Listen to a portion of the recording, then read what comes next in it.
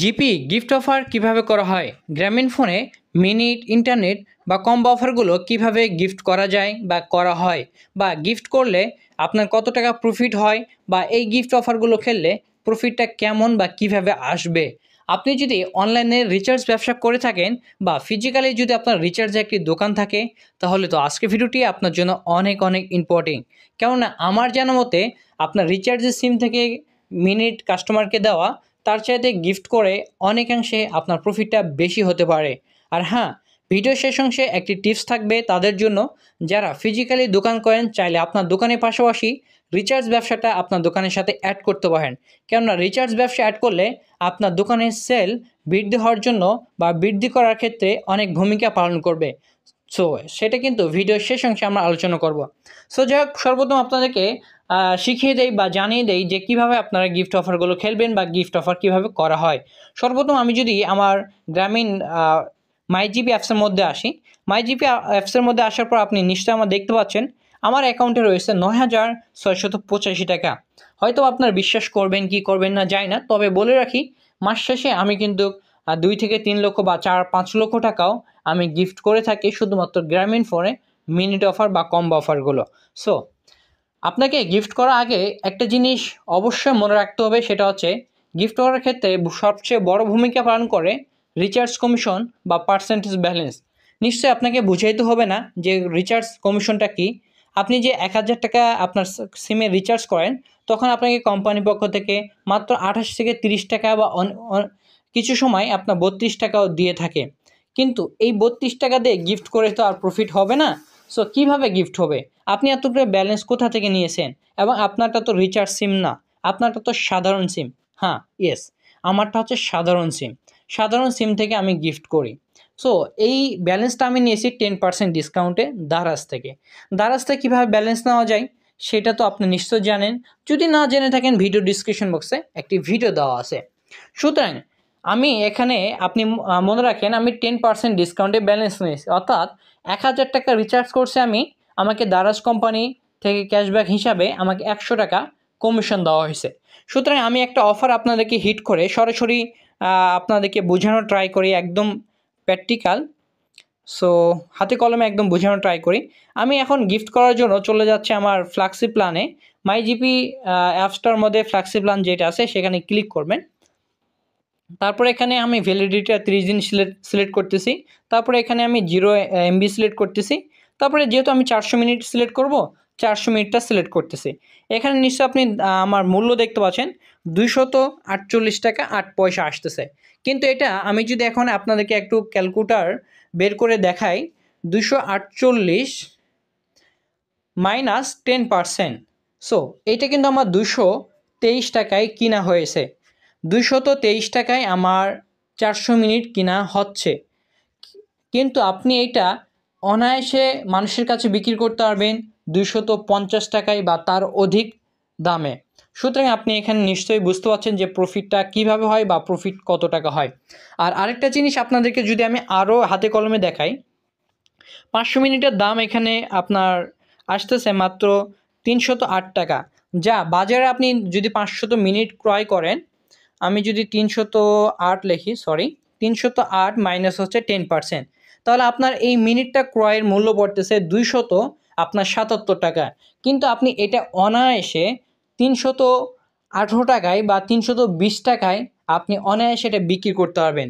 ধরে নিলাম আপনি 320 টাকায় বিক্রি করলেন, তাহলে আপনার একটি 500 মিনিট বিক্রি করে আপনার আসতেছে 42 টাকা প্রফিট, যেটা আপনার রিচার্জের সিম থেকে কখনোই পসিবল না। সুতরাং আপনারা বুঝতে পারছেন যে পার্সেন্টেজটা কী এবং কিভাবে। চলেন আমরা এখন গিফট করি। গিফট করার জন্য এখানে আমি সিলেক্ট করলাম 400 মিনিট।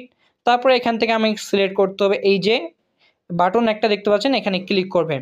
তার আগে তারপরে এই যে দেখতে পাচ্ছেন গিফট করুন, এখানে আপনি একটা ক্লিক করবেন। এই যে দেখেন গিফট করুন, এখানে একটা ক্লিক করবেন। তারপরে এখানে আপনি যে নাম্বারে দিতে চাচ্ছেন, অর্থাৎ আপনার কাস্টমার নাম্বারটা এখানে ইনপুট করবেন। আমি ইনপুট করলাম। ইনপুট করার পর এখান থেকে আমি যদি গিফট করি, নিশ্চিত করুনে ক্লিক করতেছি, দেখতে পাচ্ছেন কি লেখা আসলো, আপনার মোবাইল ডাটা জিপি ইন্টারনেট চালু করুন, ওয়াইফাই বন্ধ করতে হবে ফ্ল্যাক্সি লোড গিফট করার জন্য। সো আমরা এখান থেকে বিষয়টা স্পষ্ট হয়ে গেলাম যে যখন আপনি গিফট করবেন যে সিমে আপনার রিচার্জ থাকবে অর্থাৎ যে সিম থেকে রিচার্জ করবেন সেই সিমে অবশ্যই আপনার ইন্টারনেট কানেকশনটা অন থাকতে হবে। আপনার এমবি না থাকলেও হবে, সমস্যা নাই। সো আমি ইন্টারনেটটা চালু করলাম, তারপর নিশ্চিত বাটনে ক্লিক করলে আপনারা দেখতে পাচ্ছেন আমি 400 মিনিটটা গিফট করলাম। অনুরূপভাবে আমি যদি এখান থেকে 350 মিনিট একটা গিফট করে দেখাই আপনাদেরকে, হোম পেজে যাচ্ছি আবার। গিফট করার প্রসেসটা হচ্ছে আমি ফ্লেক্সিবল লাইনে যাব, দ্বিতীয় অপশানে ম্যাচ সিলেক্ট করব, এমবিটা 0 করব, 350 মিনিট সিলেক্ট করব, 218 টাকা। তারপর সিলেক্ট করব, এই বাটনে ক্লিক করব, তারপর গিফট অপশানে ক্লিক করব, টিকমার্ক দিয়ে দেবো, তারপর মোবাইল নাম্বারটি টাইপ করব আমার কাস্টমারের, তারপর নিশ্চিত বাটনে ক্লিক করব, ব্যাস হয়ে গেল। সো এইভাবে মূলত আমরা গিফট করতে পারি। অনুরূপভাবে আপনি চাইলে এখান থেকে আপনার 25 জিবি ইন্টারনেটটাও গিফট করতে পারেন, বা 25 + 200, অর্থাৎ আপনি যে কোনোভাবে আপনি গিফট করতে পারেন।